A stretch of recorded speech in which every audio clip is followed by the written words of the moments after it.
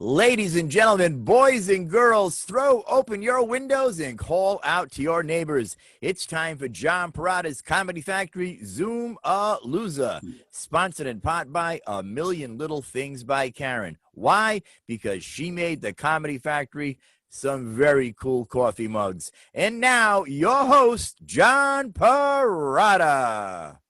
Mike, it's January 12th. I look at you and I feel like it's Christmas Eve again. There you go. I'm all about cheer. You got a red sweater on, a red background, and what's going on, Mike? I am feeling very Valentine's-y. I still have residual from Christmas on me, yes, so I figured I would spread that good cheer, and I would go through hair and makeup. I styled my hair much differently. I kind of have that. You look like Walter Cronkite. You look like Walter Cronkite. Well, I don't know if I would say Walter Cronkite, but, some may find him a handsome man, so I'm going to take that as a compliment. He was the most trusted man in America. That's what they said back then. That's the right. Most trusted man in America. Now the most trusted man in America is Gelfuso, one of the Cruz brothers.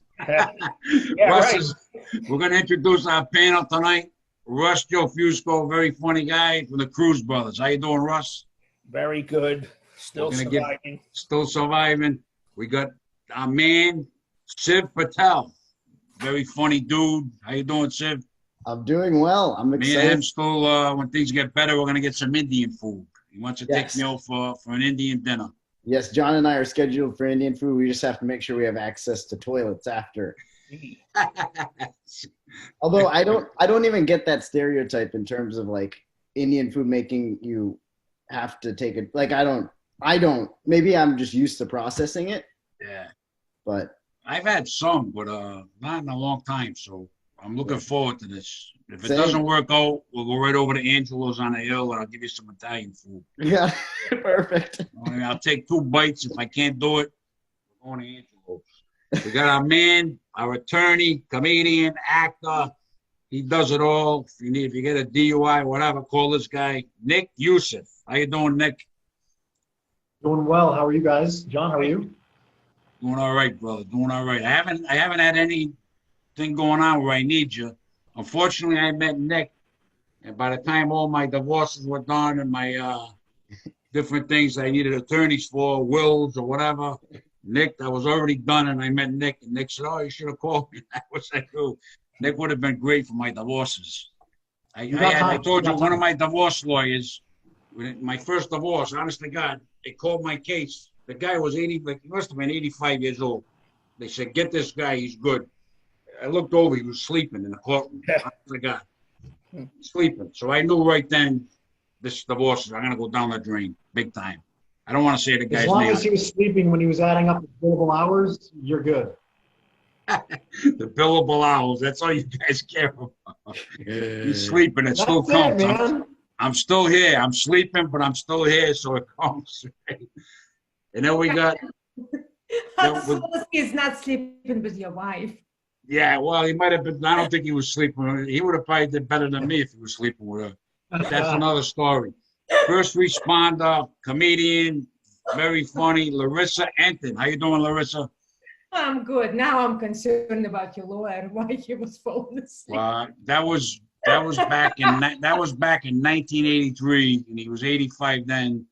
So unfortunately, God rest his soul, he's no longer with us. Nick is now my new attorney. And then we got our man. He's an artist, comedian, plays the piano, he sings, he does it all. He's got his morning rant. You want to see that sometime? Steve DeNuccio. How you doing, everybody? Everybody looks great today. Even Mike Cronin, he looks hot. Does he look hot? He's hot. Send him some candy for Valentine's Day, Steve. He thinks it's Valentine's Day. Look at him. Send him some candy. He looks great. You look hot today, Mike. Thank you, Steve. And you got all everybody, even the attorney. He looks good. You got the beard on. He's gonna be on the no-fly list now. We can't even go to Florida together. I saw Sid was gonna be on, so I'm like, all right, I gotta try to outdo him with a beard or something. Outbrown the brown guy. The brown guy.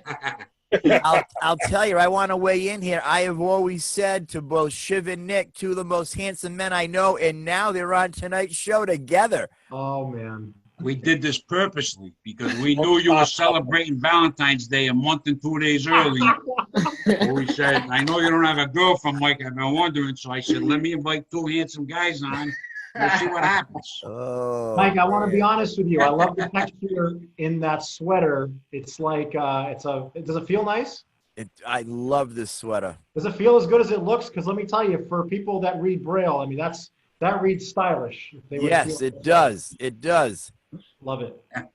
When I met Mike, he was drinking, he was swearing, he was a maniac, he had long, long hair. He was the bad boy of comedy, early 90s.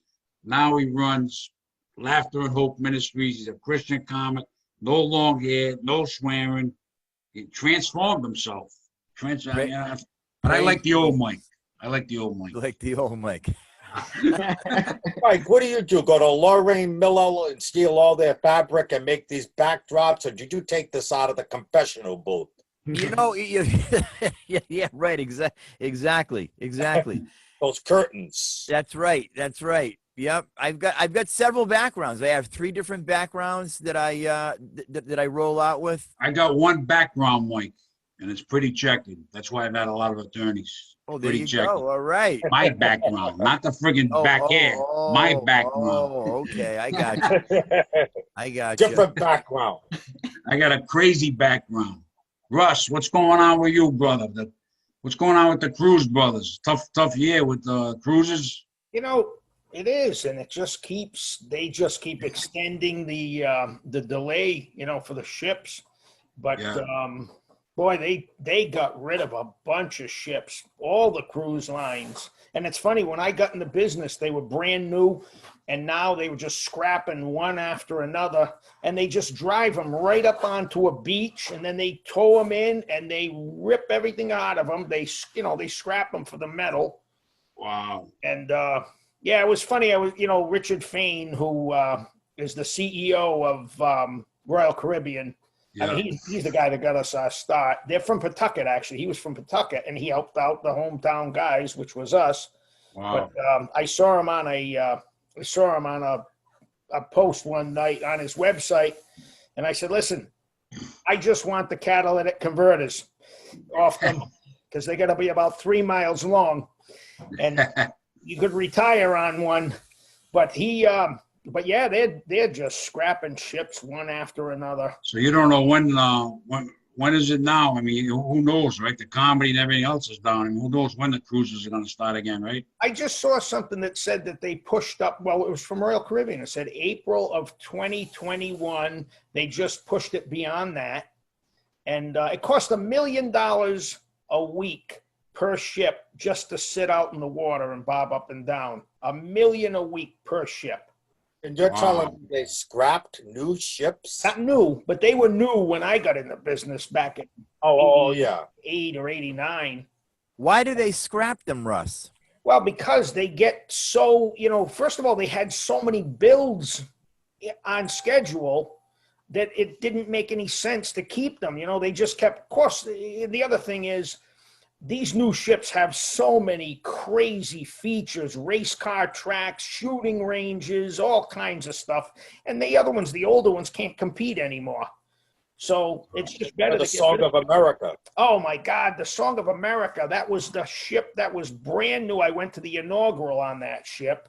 And I was on that ship. yeah, I was on the inaugural cruise. And I went into the, the Royal Suite, and Beverly Sills was dedicating the ship. So I took my Cruise Brothers card. Somebody had sent her a bottle of Moet, and it was in the cabin. So we were touring the ship, and I took whoever, I don't know who the hell had their business card in the bottle of Moet, in the bucket. And I took theirs out and I stuck mine in. And I left it there. And about 3 weeks after the inaugural, I got a thank you letter from Beverly Sills. She's an opera singer, right? Yeah. And because it was the Song of America. I'm They not an had opera her guy, christened. but I knew that. See, I'm not an opera guy. Yeah, that was, it's crazy how many of them are gone, though. But Yeah. people they're absolutely biting at the bits to go cruising again. To go do anything. I'd So- be happy to go bowling. I hear you. I hear you. I'm out of my mind. I know. It's crazy. It's crazy, Russ. What's going on in Boston with our attorney, Nick Yusuf? What's going on out there, Nick? What have you been up to? Not a whole lot. The only thing I can really do is snowboard. It's outdoor. There you have to order tickets in advance because they only have a limited number. And if you go to places, I was at Loon. That's what I did for New Year's. I just took a 4-day trip up there.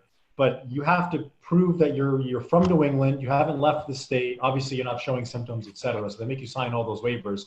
And you got to purchase the tickets in advance. You can't just show up like you did in the old days and just buy a ticket. Wow. Because if you show up, you can imagine driving 2 hours plus or 3 hours plus, and then finding out, oh yeah, you got to buy it online and we're all sold out. So yeah, so that's kind of tough. And of course, all the amenities on the resort shut down super early. So you're better off just getting a place up there and having a small group of friends up there. But you're right. When was the last time anybody other than maybe a restaurant? And even then, when you go to the restaurant, you can't really sit next to people. So being in a place and just being in a position where you could see people again, it's weird. Now it's getting to the point where I watch Netflix or I watch stuff on TV and I see people and crowds of people. And I'm like, hey, how come everyone's wearing a mask? What's going on here? I saw a movie, Nick, the other night. I saw a movie. I wanted to watch a horror movie. I'm looking on Amazon Prime. Aladdin. I knew you were gonna go there. No. The Cleaning Lady. The Cleaning Lady. No. Half the movie was kind of slow. I said, I didn't see what happens. The last half of the movie was insane. So anybody out there looking for a crazy second half of a movie, berserk, watch The Cleaning Lady. Larissa, you'd love that movie. Cleaning lady? The Cleaning Lady. Yeah, she's a very stable girl. Very stable. Let's say she cleans some of the bodies by the time the movie's over. Very good. I will tell you, Larissa. Yes. Johnny told me about this movie the other night, and I couldn't sleep that night. So don't watch it. Thanks, John. You want me out. I get it. Nick can text. You would love the movie. I got a better idea for Larissa. Just watch the movie Lizzie Borden. It's better. Lizzie Borden. Yeah. Hey, her house is for You sale. like me? Yes, I heard about that. Yeah, like what, $3 million for Lizzie Borden's house? Oh yeah. It just That's what you do. Your house might be worth $200,000, Rush. You get an axe, chop somebody up. The house is worth $3 million. I was just ready to ask him what the axing price was. There you go. Yeah. They'll cut you a deal. Siv, you like horror movies? I've been trying to get Mike to watch The Shining since I knew him. He doesn't like horror movies. Did you see The Shining? Yeah, I saw that one. I haven't seen The Shining. I do like horror movies. I saw before when I was in New York about a year ago. With my roommate, we just watched whatever we thought were the scariest movies. Saw The Conjuring. That's about like a haunted house in Rhode Island. Yeah. I've thought about driving. My house. Oh, it's I love it. There's ghosts. They walk around. I talk to them. Siv, you got to watch The Shining. Okay. I'm telling you. Jack Nicholson at his best. That's one where the blood comes out of the elevator at the beginning of the movie. The blood comes out of the elevator. Mike Cronin sitting there eating popcorn. It's a phenomenal thing. And Larissa's trying to revive the patient in the elevator. Oh, no. No. No, it's not my type of movie. No. Listen, I've shown real estate's far scarier than that house. Let me tell you. 100%. Nick, did you have a spot in Aladdin? Did you have a small role in that movie? Yeah, can you believe they didn't cast me, man? I was like, man, I've 35 years, man, blood, sweat, and tears on this planet to play that role. And they freaking overlooked me, man. Unbelievable. Hey, Nick, I thought you were going to be the mummy, the way you got all the Egyptian stuff behind you. Oh, you like that, huh? I thought you were going to play the mummy. I see your name in a cartouche up there. That means you're royalty. Actually, you're right. My name, I actually got it written in hieroglyphics, my last name, Yusuf, Overwatch, Protect Clients. And you got it in a cartouche right there. No, it's not in a cartouche. Yeah, I got it in Egypt, and they were like, hey, you look like the guy that could have played Aladdin. I'm like, gosh, should have played the guy.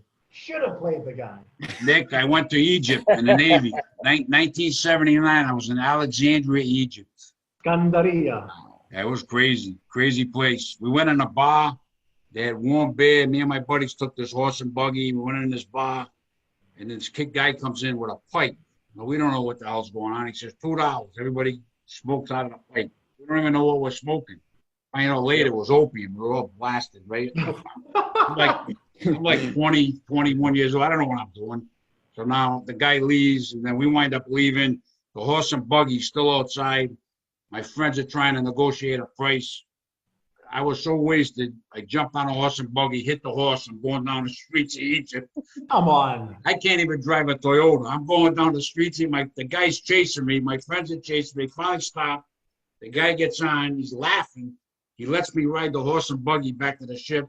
Another horse and buggy comes along. We get in a race. I'm going on the sidewalk, on the street. I don't know how I didn't get killed. I don't know how I didn't get killed. Do you want to know how I know you were on drugs at that moment? See, I would have needed you to be my attorney then if I got a DUI in Egypt.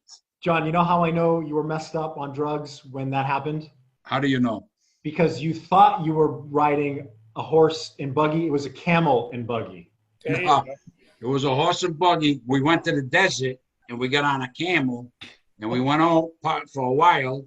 And then the guy starts arguing with my friend. My friend doesn't want to pay what the guy wanted. We're in the desert. You got to pay. So my friend's arguing. The guy gets over, he takes the camels and leaves. And me and my three buddies are standing there in the desert. I said, you guys are nuts. So we had to walk in by the time we got to where civilization was, there was a guy selling Diet Cokes for like $5. It was 1979. I bought 2 of them. Wow. I was like dying. Did you ever get stuck in the desert, Russ?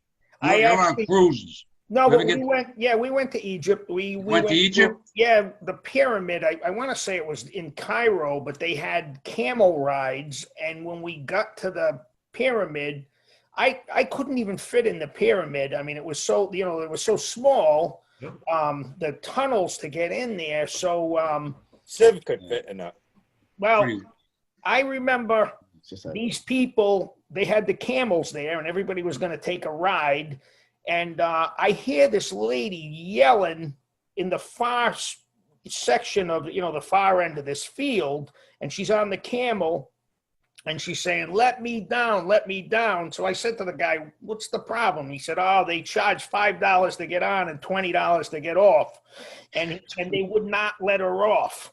And, are you serious? Oh, yeah. That's what happened. That's what happened to us. We got in an argument with the guy and he threw us off. Yeah, no, it's a crazy thing. But I got to tell Nick, my first wife's ex-husband could be your clone.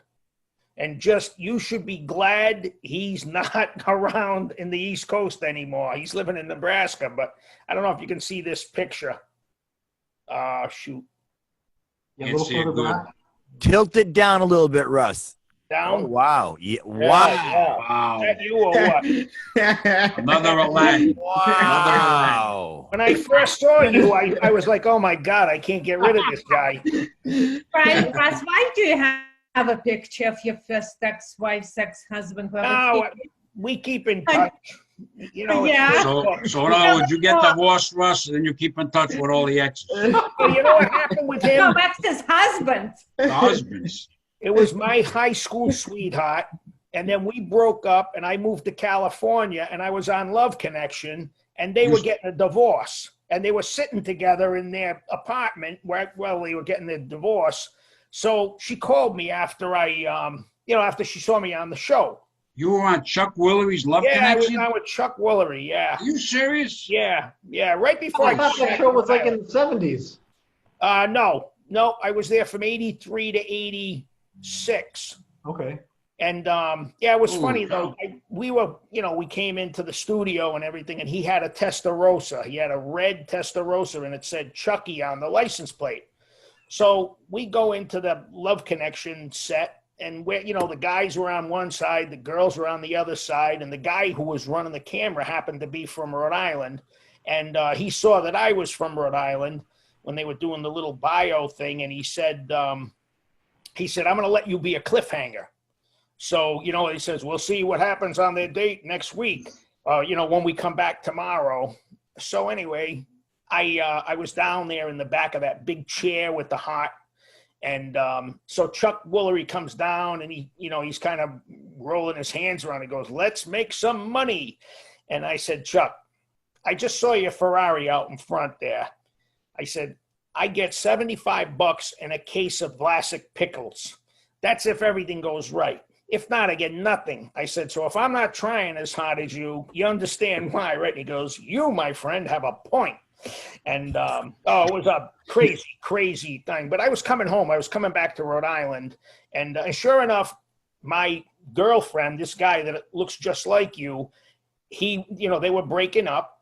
And so I came back from California, and I was at her house, and he came walking in, and he goes, "I know you from Love Connection." I go, "No, that's Chuck Woolery." He goes, "No, you were the contestant." I'm like, "Okay, yeah, that's me." And that's how we ended up getting together. But boy, you look exactly like him when he was a young guy. All right. Yes, he does. Crazy. Very popular tonight, Nick. You got Nick. You got Nick as the Aladdin. You got Larissa as Princess Jasmine. You got Seth there as Abu, and then you've got the genie as Mike. You're doing good. Yeah. I'll tell you, Nick, if I were you, here is my personal something to think about for you. If I were you, I would commission Steven to do a full portrait of you. Full-blown Aladdin costume. I can do it. Hang it in your office. What a conversation piece. Whatever Steven charges you, you'll make your money back tenfold. I would reach out to Steven as soon as his show is over and start that work. I second that. You should just do it now during the show. Yeah. We'll just watch him draw it for the rest of the show. We'll comment. We'll critique. And talk at the same time. Yeah, there we go. We'll make a lot of fun. When he's at the bar. I'm going to have to get a different camera angle here, and this way we can see you draw it. Hey, I got a question for Steve. How's the Pub on Park going? Doing very well. We had our show last night. We do it every week. We hit 35 a night, and then we got down to 17. Last night we're up to 22. I give everybody a chance to host. Why don't you come down? Good, I will. You want to host? No, I suck at hosting. I suck even more at performing, but I really suck at Mike hosting. You're funny, Russ. You always crack me up. Yeah, well, I got the Mike don't want to host. All right. I got the best line. I can't wait to try it. Because I do a very dark bet. My set is very dark, but I like the Volkswagen, the 300-pound Volkswagen joke. That's a good one. That's not me. It was. 300-pound Volkswagen. You said you had a girlfriend or something. Oh, no, that was a Toyota Camry. All right, I got the car wrong. I'm sorry. Jesus Christ, I got the freaking car wrong. God save you. I can't wait to go. I want to just go up, do my normal set, but say, you know what? I just got divorced, and unfortunately, I never realized how important it was for a husband and wife to have the same sense of humor. And I never realized how different my sense of humor was from my ex-wife's until her family died in a fire. Wow. Russ, tough. Yep. Wow. That's Doc, Russ. That's Doc. It is It's a good thing we got an attorney on here tonight, Nick. Yeah. He might Now need leave the Toyota Camry out of it. I don't even know if Gilbert Gottfried would roll that bit out. Oh, are you kidding? I can't wait. I just love looking in their eyes saying, "You rotten bastard." You're sick, Russ. I thought I was crazy. Oh, my God. Hey, John, at least he doesn't have to hire a divorce lawyer. Oh, no, you still do. You Yeah. still do, right? You married again now? How many times you been married? Who, me? Yeah. Getting married again. For what, the second or third time? Third. Third time. I got 3, you got 3, that's 6. Oh, all right. Cronin's got, what do you got, 1? I was married once, got divorced. Johnny's 39, got divorced 36 years ago, and I haven't come close to the altar. We got 3, 6, 7 marriages. Nick's never been married, right? Shiv's never been married? DeNuccio's go 1. So we Yeah, got 8 going on marriages. 40 years. Larisa, what do you go 1, right, Steve? I'm one. I'm going to be 40 years into this marriage in April bless 11th. you. That is Larisa, awesome. you go 1, Praise right? God. So we got 3, 6, 7, 8, 9 marriages here. We got. I'm bound to get an arranged marriage, so we could count 10. There you go. You're gonna get an arranged marriage? Well, that's custom in the Indian culture. Yes. But, Serious? Yeah. Yeah, I don't think it might not happen for me. We'll see how it plays out. Yeah. You know, I can arrange it for you. I love it. What happens if let's you do don't it. like the one they want to put you with? What do you do? Make it look like an accident? What do you do? So you look at, my uncle has done it, like some people in our family. So like my cousin, they go to India, even some of my cousins. And they get a girl and bring her home? Almost. So you have In a bag. you have pictures, you get pictures of different potential mates, and you Clothed, right? yes, yeah, clothed, All right, yeah. all right. And with that's not refreshing, but so they have clothes, and then then they just look, and then if the guy, my cousin, for example, he sees a girl that he finds attractive, the girl finds him attractive, then they meet, and then they, it usually takes like a week or 2. I usually do that every Wednesday night. There you go. Oh, well, a week or 2 for a gestation period lasts only 2 weeks. You have a kid. Hold on, Wow, that's amazing. a modern version of it. Great. It's much better than Match.com. I think it's fabulous. Yeah. 3 divorces are good. Now, That's there's a the Father, question. Son, and the Holy Ghost. That's always good to do 3. But Here's no, something again. but- Larisa brought something up. Has anybody been on any of these Match.com or No. what's the other one? Plenty of Fish. Nick, eHarmony. what have you been on, Nick? Oh, let me tell you. Well, first of all, 2 quick things. Number one, in Lebanon, not that different than India. We have the whole prearranged marriage thing and marrying first cousins thing, and then it gets a little more weird because they've tried to put a modern twist to it. So now the parents go on Tinder and try to match with the families. Like, okay, that's a good family, swipe right. That's a shitty family, swipe left. And I have this buddy who just went to Lebanon, right? And he wanted to propose to this girl. So he tells the girl, here's what I want to do. I want to propose to you in Paris. So he keeps the girl home, flies the parents to Paris, and under the Eiffel Tower, gets on his knees and gives the ring and shows it to the parents and goes, I want to marry your daughter. Oh, wow. And then they accept. He takes a photo of it and sends it back to the girl waiting for him at home to see what they said. Wow. What happened? So she took it? Yeah, You're gonna it all worked out. It all worked out. Yeah. Wow. You know something? This is the best time ever to get married if you want to look like a real Spockone. Because what is their limits? Like 5. Say, hey, I'll pay for the whole thing. Don't worry about it. Everybody can have lobster. There's only 5 people that can go anyway, including you and the bride. So it's a perfect time. Say, I got the whole thing covered. You sound like a real high roller. Yeah, and Russ, you don't need to. And the best part is you don't have to invite anybody you don't like anyway. This way, it's not even awkward. It's like, hey, Yeah, but, and the other thing is now, it's like nobody even, before they always had to come up with an excuse not to invite me to their house for holidays and stuff. Yep. Now I don't feel bad anymore. Hey, I wanted to invite you. I know it's the COVID. I get it. It's like get a gift. You can still get a gift.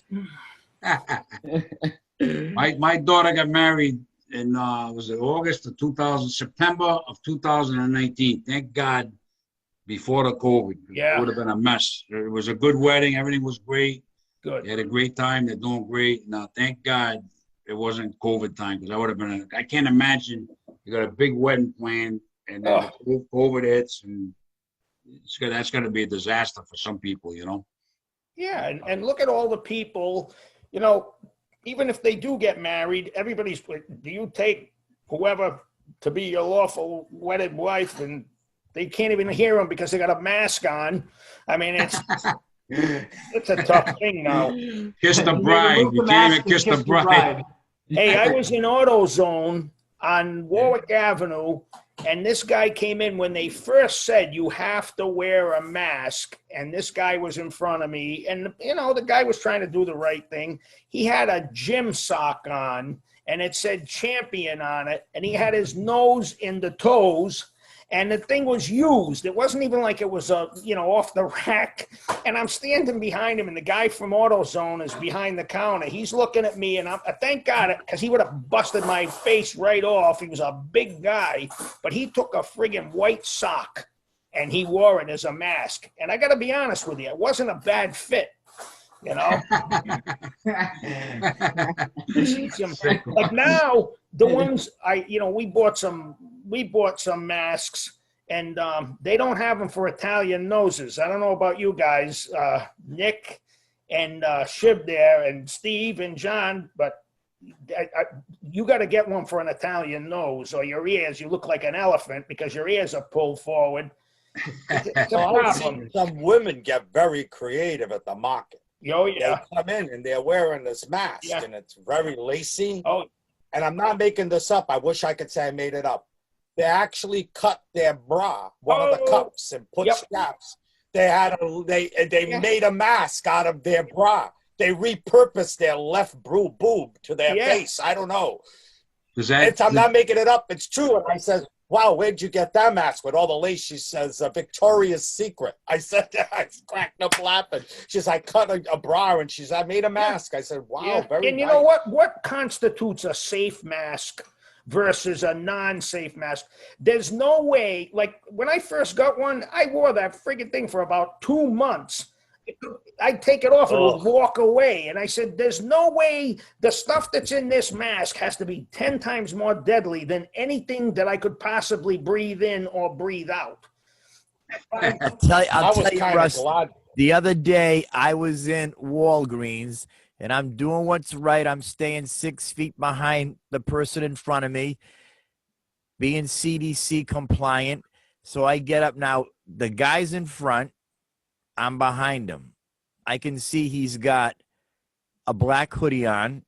And he's got regular pants. Yeah. I'm guessing he's a friendly kind of guy. So he turns around, and when he turned around, he's got a full-blown military mask with these canisters coming out both sides. He's ready. I literally went like this. Ha! I jumped. I really jumped. And when he said to me, he laughed, and he said, have a nice day. It sounded like Darth Vader was greeting me. Yeah. I couldn't believe it. I was like, I go out, I wear the 2 masks, I wear the throwaway, and I put the cloth ones that I got. But this guy, man, this guy has got his game up to the A level. He took me aback. I mean, he literally startled me. I was like, whoa. That might have been Russ's first ex-wife. It could have been, man. It could have been. And I mean, picture this in your mind. He's got a black hoodie on. He's got the hoodie up over his head. This thing is black. He's got these 2 big canisters coming out both sides. He probably owns the drugstore. That was the ghost of Christmas yet to come, Mike. I'm telling you, Stephen. I'm telling you, if you were standing behind me, I would have jumped in your arms because I was taken aback. Larisa, what's going on in your world? I think I actually developed allergy to all those masks, to N95. At first, I wasn't sure what's going on. And as you know, I have to wear N95 for my job. I was under the impression that I developed allergy to maybe citrusy food like kiwi, strawberry, oranges. No, it turned out to be masks. So guys, be careful. It's so many chemicals inside those masks. Oh, yes, even though plain blue masks that you just mentioned, lots of chemicals. We breathe in, breathe out. It all goes inside. Sure. So what kind of mask are you wearing now?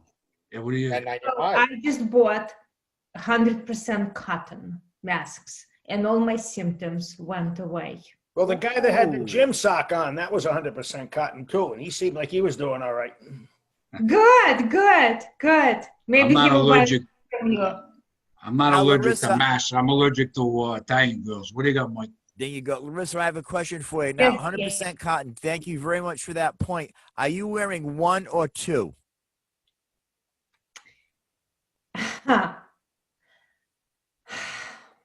So far, I haven't been at work since last Sunday.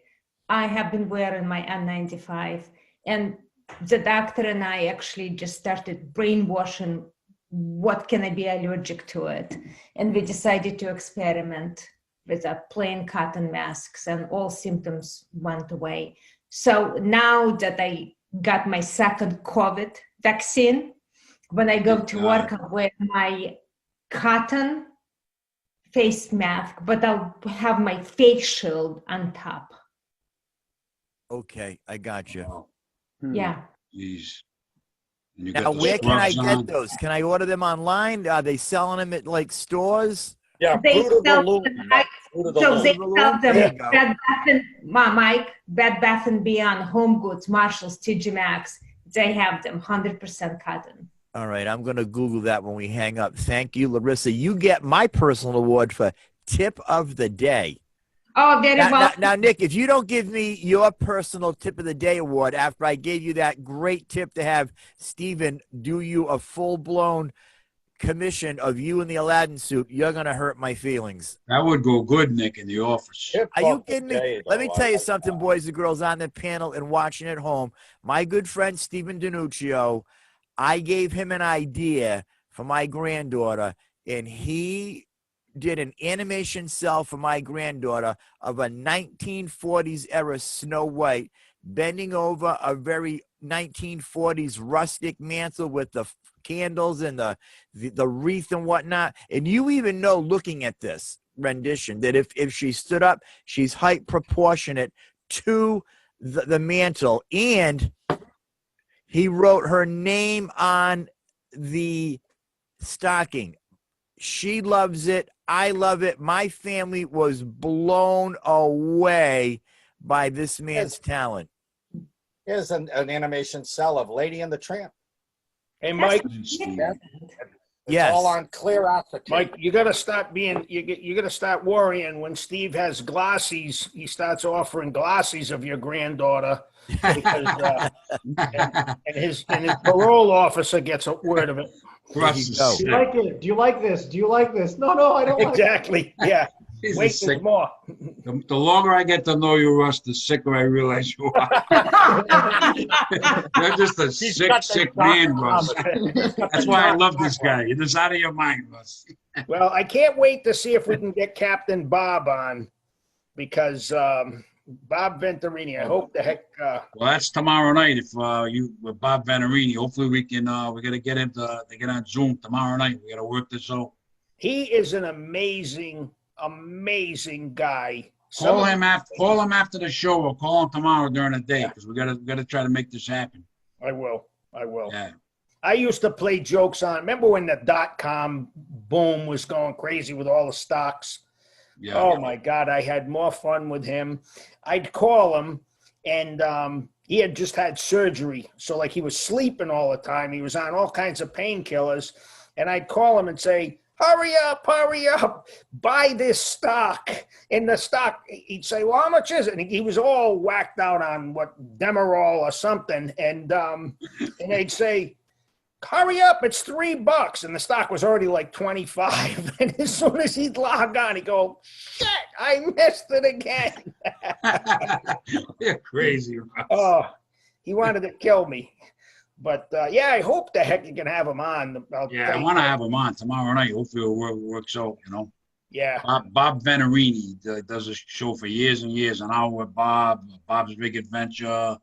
I remember going with him to the Warwick tent. It was Dave DiLorenzo, me, and Bob, and Don Rickles and Joan Rivers were there. And I went over to the fence and talked to Don Rickles for like 5 minutes. Wow.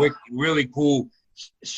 I was nuts. So I gave him some stuff on me. I was doing comedy. Like Rickles is gonna do something for me, right? But he sent me an autographed picture, Don Rickles, and I had it hanging up. And I don't know if a gas guy came in to read the meter and he saw it. Somebody took it. I've looked everywhere. I can't find it. That was my prized possession. Don Rickles, my idol, and it's gone. You guys remember Faces International? You remember that modeling agency, Faces International? It was a talent agency. Well, I worked on Sunset. I knew Ted Mack Amateur Hour. Well, close. It's up the street. They were on Sunset Boulevard, and that's where we had an office when I went out to California. And so I got to know the girl in the mailroom, and she used to give me pictures of everybody, but she had pictures of the Pope, Reagan, because Reagan was in office at the time, Reagan, the Pope, Bill Donahue. I had all these pictures. So when I came back and we started the Cruz Brothers, I still had these pictures. They were black and whites. I took a black magic marker and I autographed every one and put to Russ. I put from the Pope, it said, to Russ, you made catechism so easy to understand. Thanks. And I had the name of the Pope. Then I had Phil. I had one from Phil Donahue, and it said, Russ, you're the only person I can talk to. And I had all these things. So I had the Johnston firemen in. I booked them. Oh, matter of fact, Greg Spirito. Greg, yeah. Yeah, he was a Johnston fireman. Yeah. I got him hooked up with the Playboy Mansion when he came out, when he went out to Los Angeles to take a Carnival cruise, him and Mark Ramieri and all those guys. They went there, and I hooked them up. They put on studio cleaners, dry cleaners uniforms, because my buddy owned the place, and they went to the Playboy Mansion. And I said, "Hey, cleaning lady, I want you to see." What's maybe that? Maybe I should have got to know you a lot sooner, Russ. Yeah, no, but that was crazy. So anyway, Greg Spirito's sitting there. We're booking his cruise, and he's looking up, and he sees the one from Reagan. It says, "Oh, I had so much fun in political science. You really helped me." And so anyway, he's looking at the thing and he goes, wait a minute, Phil Donahue books his cruises here? And I go, yeah, but he comes in at night, like when nobody's around and we do Carnival cruises and stuff. And finally one of them goes, he's full of shit. Don't listen to him. But it's great. If you can grab pictures of famous people and stick them on the wall, all of a sudden you have instant credibility. You're crazy, Russ. You are nuts. Because I just did this picture of John Perrotta. Oh no! Oh shit! See? Nick, don't quit your day job.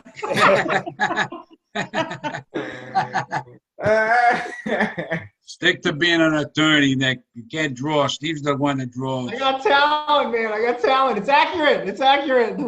Crazy. Siv, what's going on over there, brother? So we're gonna get you in an arranged marriage. How old are you now, brother? Say again? How old are you now?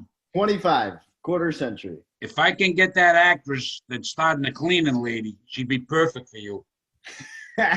Horror movie. Indian Matchmaker on Netflix. Have you seen that show? Yeah, my dad's emailed the woman who does it. So she does it for other. So I have older sisters and stuff too. So my dad's emailed her, and she responded. So she can do it. It's a very, very high fee, right? Because it's on Netflix. Indian Matchmaking, a lot of exposure.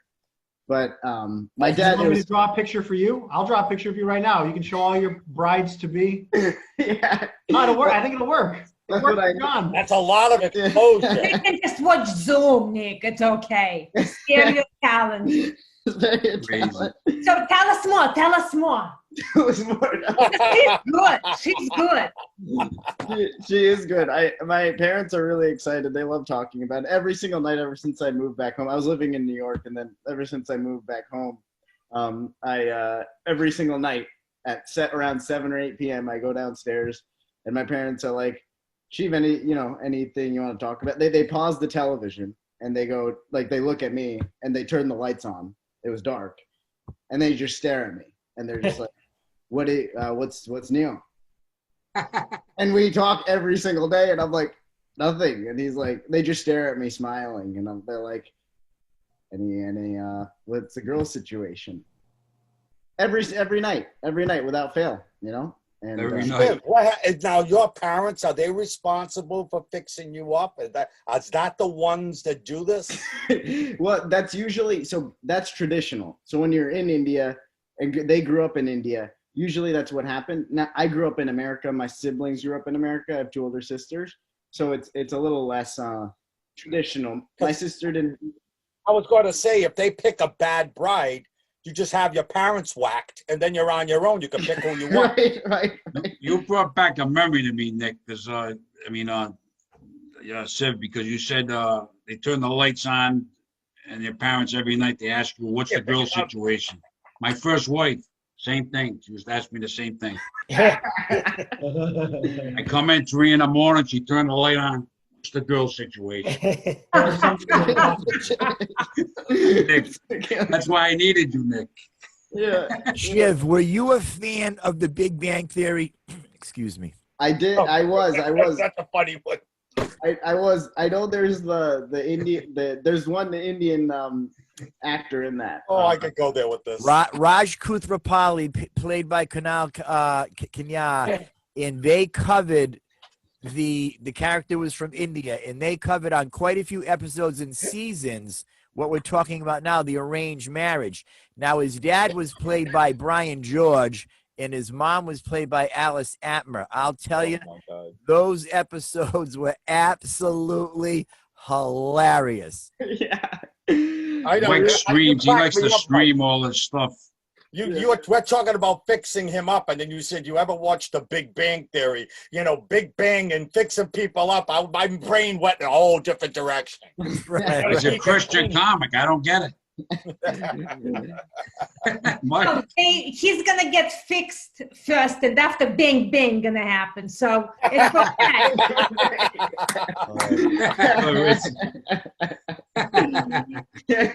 do you see comedy doing? How much longer before? I mean, what about the comedy connection? Is that not gonna? I think they got stuff.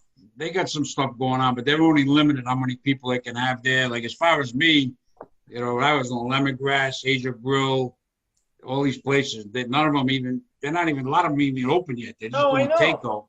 Yeah, now Spiritos. I was doing 4 shows a year there, having a great time. Yeah. And, unfortunately, they went out of business. That was. I feel so bad for the family. You know, Greg and Dave and. I know. And the food. Mom worked there. The food was awesome. Awesome. You know, it was a shame. This pandemic, it really did a number on some people, you know? Yeah, it certainly did. Yeah. Yeah, crazy. You know, the other night I watched on the YouTube channel, I came across Ray Harrington and Brian Bowden's Christmas variety show special from the Comedy Connection.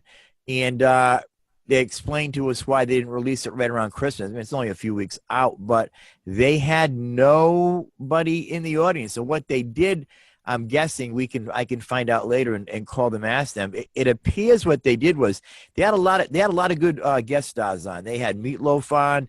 They had a list of heavy hitters. Really? And what I'm guessing how they did it was through Cameo, where you're paying X amount of dollars. So you send it out to Russ Gelfuso. You say, Russ, your fee is like $200. Here's what I would like you to say. You know, welcome to John Perrotta's Comedy Factory, Zuma Loser. Boy, how come I can't get booked on that? So it was very funny, but I found it very interesting. They did not have any guests in the audience, any audience whatsoever. So I don't think they were open in December because of the pause. I think that's what happened. There you go, New John. Year's Eve, go. They had to be closed by 10:30 New Year's Eve, so I don't think they did New Year's Eve. I think they're doing some stuff now, but there's scattered shows some people are doing. I mean, the open mics are on, stuff like that, but as far as the shows we used to do, you know, it's, you know, I used to take the door and have a Stephanie Peters, a Chris Tabb. I mean, those days are over for I don't know how long. Yeah. What's the limit now at the Comedy Connection? I heard this was a while back. It holds like 220, and they could get 78, I think. Oh. But I don't know what it is now. It might be more, it might be less. I'm not sure. That's what it is at the pub, too, about 70. Oh. We kind of limit the comics to 35. We start at 8, give them 5 minutes. We got 35. They only get 5 minutes because we have to finish by 10.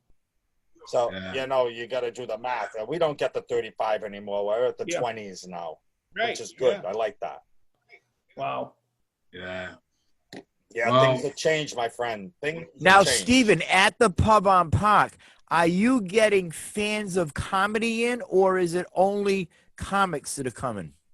Comics that are coming, you see, what happens at the Pub on Park is they have the bowling alley, and they also have the pool room, and they have pool clubs going in there. When the pool leagues are in there, they'll come in and they'll get some booze at the bar to take back, or they'll have a waitress bring it. Otherwise, they'll hang out in there for a while. You know, so we have a constant influx of different people that are non-comics there. And the comics will bring some friends too. They go there and they just sitting around. Everybody's kind of being safe. You know, we got the plexiglass, which is the weirdest thing on the stage. So you're like in an aquarium. So you step on the stage and you have to stay behind these plexiglass things that are hanging. You expect friggin' fish food to be fed over the top. Yeah, I won't be back until I won't do comedy like that. I don't want to do that. It's tough. So, that's Steve, not good. You could author a book on corny plexiglass shields in front of comics. You've heard so many different jokes on that. Oh, God, yes. Yeah, And I agree with John. John's always in the audience. And me, I like to jump off the stage. I'm very energetic. Yeah. And it really limits your space of movement. I like to use a whole stage and off the stage. And when you're stuck behind a plexiglass, that's not fun. I mean, I go, not fun at all. I'm in the audience shaking hands and talking. I just can't picture me behind plexiglass trying to do my act. I mean, I don't know about Nick. No, you can't. Would you like to do your act in plexiglass, Nick? I already live in a glass box of emotion, to quote Will Ferrell from Anchorman. So, no, I mean, you know, I think like anything else, I mean, at first I thought, oh, if we do, you know, even something like this on Zoom, like what's that going to be like? But, you know, but there's a therapy to it. There's something still to be said about just the act of doing it. Is it ideal? Look, I don't know when we're going to get back to an ideal world where things were back the way they were for so many years for us. But I think like anything else, I mean, having an open mind and trying something, hey, and if you don't like it after that, then you don't have to do it. But I would at least try it, to be honest. Yeah. How about Shiv? If you would you want to be behind the plexiglass? Like Nick said, I mean, you should try it once just to see what happens. You can't get tomatoes thrown at you, right? Right. No. Technically, so not that that's happened to me. Not saying that I haven't deserved to have that happen from my set in the past ever. But we've had a lot of comics walk into that plexiglass because it doesn't go down to the floor. Yeah. It hangs until it's like breast high, so to speak. I hate to bring the breast into it, but I'm just kind of giving it. But it hangs, and it's like 1, 2, 3, 4 shields, and there's like a little tiny space between them. And a lot of comics came off to the side to jump on the stage and walk right through the plexiglass. That was a joke in itself. That is. Stephen, can you give us your favorite, funniest plexiglass joke that you've heard a stand-up do? I haven't heard. You got to be honest with you. I haven't heard many plexiglass jokes. They're not doing them? No, absolutely not. You be honest with you. I'm the only one that says I feel like I'm in an aquarium, and no one else has really taken off with plexiglass. They probably don't even want to talk about it. Right. They probably don't want. If I'm behind plexiglass, I don't want to talk about that plexiglass. I can remember John and I both had this same room at different times. Picasso's on Warwick Avenue. Yes. And nice little quaint room, seats about 75 people, and the cigar room is behind it, and it's windowed in, so you can see in. So my first show there, I get up, and my bit on that was I told the audience that these were the people that could not afford tickets, so they're in this section. They can look at you, but they can't hear us. And then I had John Romanoff, not good lesson, I had John Romanoff headline one of the shows there, and he turned around and looked at him and said, "Oh, look, a human fishbowl." And that got big laughs. But we were the only two that actually went there and took advantage of because I had never done a comedy show where you've got windows behind you and a whole room of people. All I know, Mike, is that they could be jokes and it would be funny. But I know John will, and I won't go into the name of the place or any of the details other than the fact I'll never forget the day him and I were doing a show and a comic decided to make fun of the curtains. You remember that show? I don't want to give any details, John. That's up to you. But I'll never forget it. Yeah, there were 3 owners there of another restaurant, and they also owned that restaurant.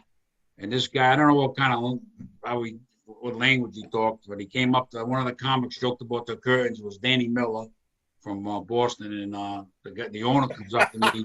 The owner was furious that you picked out my curtains. I thought he was kidding. The guy was ready to kill me and the comic. He was gonna wrap us in the curtain and throw us in the dumpster. It was crazy. Wow. I'll never forget Yeah, that. he was mad, right, Steve? Oh, man, he came up to me. The one of the brothers came up. The comedy show was going good until he got up there. I never want to see him in the club again, ever. Oh, he says, Holy I spent Toledo. $2,600 on those curtains. Actually, I could have made a joke and said it looked like I was at Not a Little without the casket, but I didn't go there. You know, Whoa, it's like, that but would've- we know better. whoa. We know better not to make fun of a place we're in. Wait, hold on. But were the curtains actually bad? They were just old curtains hanging up. They were all right. I never even thought about They it. sound like a funeral home. Yeah, it looked like a funeral home. It did. And It we was a performed banquet in front room. It of was it. a banquet room. Were they It nice? looked Like a Mike's funeral curtains home. behind Mike? Like that kind of nice, or? No, well, actually, Mike's curtains are nicer. I think Shiv, the next time, Wow. see Mike Cronin, I want you to get something like that, like maybe like a blue-black backdrop like that. Can you do that, Shiv? Yeah, I mean, it's impressive. I like about Mike, I like the sweater and the background match. I mean, that's next level planning. Some nights Dude, he's all black. don't- It's don't black. When Mike blinks I and blushes, offset you it can't find him. with the crisp white crew T-shirt, man. I mean, Grampy Mike is really rocking it. As I'm looking at myself tonight, I'm really saying to myself, I like the new look. I got the hair all slicked back. I'm really proud of myself. Mike, you know what you look like? It looks like you bet on Alabama last night and you won, my friend. There you go. There you go. I don't bet anymore, but if I Don't bet save Alabama, they would have got shut out. I can't Well, pick a winner. Well, at the beginning of the show, I looked at Mike, and all I'm thinking is he in a communist China? And you guys were like all about Valentine's Day love. I looking sharp, Mike. Mike, how much money did you win last night? Let's be honest. You know, I'm not a betting man. I'm not. I'll wager $1 here and there because I can pay $1 bet. You know, the background's a good friend, Mike Thomas, because I have the black background also. And he said to me one night, he's like, dude, you should just wear like a black shirt and be a floating head. So I took it to the extreme on one show and I wore a black turtleneck. And that's exactly what it looked like. Just looked like my head was bopping through the video. It was so funny. Nuts. And on that note, you know what time it is, Mike? Oh, come on. He never wants to wrap it up. If it was up to Mike, we go till midnight. I know. Look at Steve. When we get around an hour, that's the wrap up time. Caribbean now. I did this for Russ Fruits. Powerball numbers. Russ, I did this for you. I made you feel like you're back on the cruise. That would be like, yeah. What we do now is go around and ask everybody what they want to say to wrap it up, and then we wrap it up, Mike. Russ, what are you going to say to wrap it up? Let's hope that this whole world gets better fast, and if not, you know what? We should just go out. We should go to Washington and just start telling jokes and just get megaphones, and we'll all go and just start telling jokes and see if we can't stop the riots. Hey, my son is living in Mexico City, and I thought he was crazy. Yeah. Been there 3 or 4 years. He's loves it. And I'm over here going, yeah, loves it out there. Really? So I thought he was crazy. I told him the other day, I'm going to come out there with you. Yeah. You know, it's That's what crazy. he said. The Mexicans are going to build the wall. They're going to finish it, so we can't go there. Nick Yusuf, what are you going to say to wrap it up, brother? Well, first, I want to just tell everybody to just stay safe, hang in there a little bit longer. I want to apologize earlier for this very crude drawing of John Perrotta. I want to let you know I crossed out the dirty area. So now we're good. Now we're good. Thank you. You're a sick man, Nick. You're a sick man. You guys, everybody hang around when I put it on pause when the show's over. Shiv, what are you going to say, Shiv Patel, to wrap it up? No, this is so much fun. It's nice to talk to everybody. This is random. I've recently been watching Batman, if we're going to do something inspirational at the end. And I've actually been getting really into the quotes. And Alfred says to Bruce, why do we fall, Master Bruce? And then he says, so we can learn to pick ourselves back up. Found that very inspirational. I don't know if that's relevant to the time or even the conversation, but I just I really wanted to share that with That's cool, Sid. That's cool, brother. That's cool. I like that, brother. I like it. Say it again. Say it one more time, Sid. I want to get that in my head. Yeah, I got you. All right. So Alfred. Okay. So what happened was Alfred. That's like Bruce's. That was the butler. Draw a picture of it. The butler. The butler of the family, and he said, "Why do we fall, Master Bruce?" They're okay. For context, they're on an elevator. They're escaping a fire, big fire, and he says, "Why do we fall, Master Bruce?" And then so that we can learn to pick ourselves back up. And to finish it, Bruce goes, "You haven't given up on me," and that's when I cried, I think, and yeah, it was powerful stuff.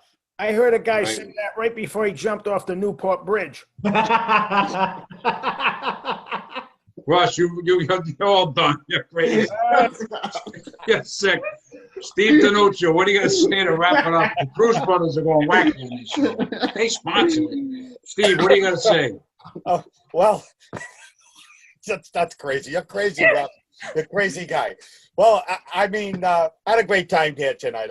I mean, it was great being with the cast from Aladdin, and of course the hot genie there, Mike Cronin. Hopefully, the next time we're on, we'll have Abu over there married.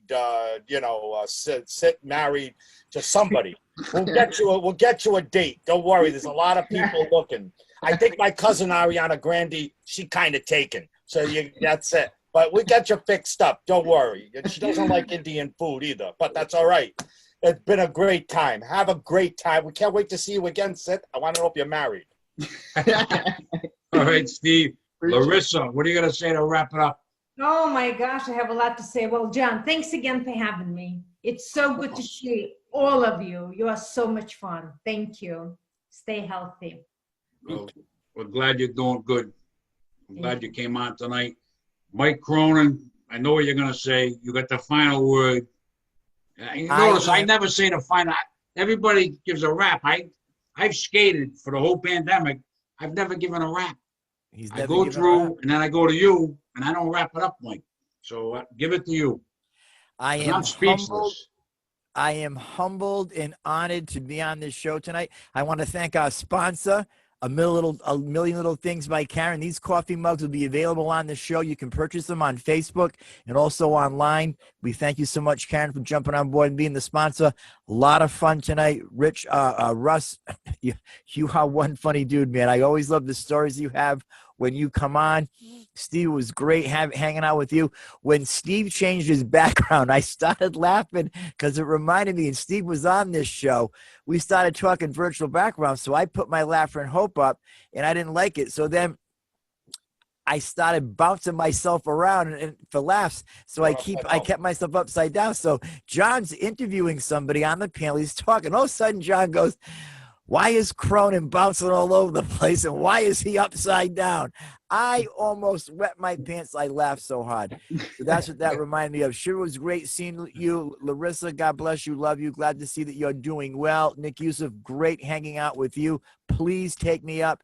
Hire Stephen, commission him to do that Aladdin portrait of you. You will be so glad that you did. Steve will do a good job. He definitely will. I want to talk to everybody on the panel and those watching at home. Right now, we're in some challenging times. I want you all to remember that God has not forgotten you. I pray that God will heal our country in the name of Jesus. And if you feel like you're getting overwhelmed, this is all a little bit too much, remember, God knows where you are. All he wants you to do is talk to him. He'll guide you through. God bless everybody. Help me. Help me. All right, guys. Everybody, guys and girls, thanks for coming on. Great show. I had a lot of fun. This is kind of helping me for my wrap up.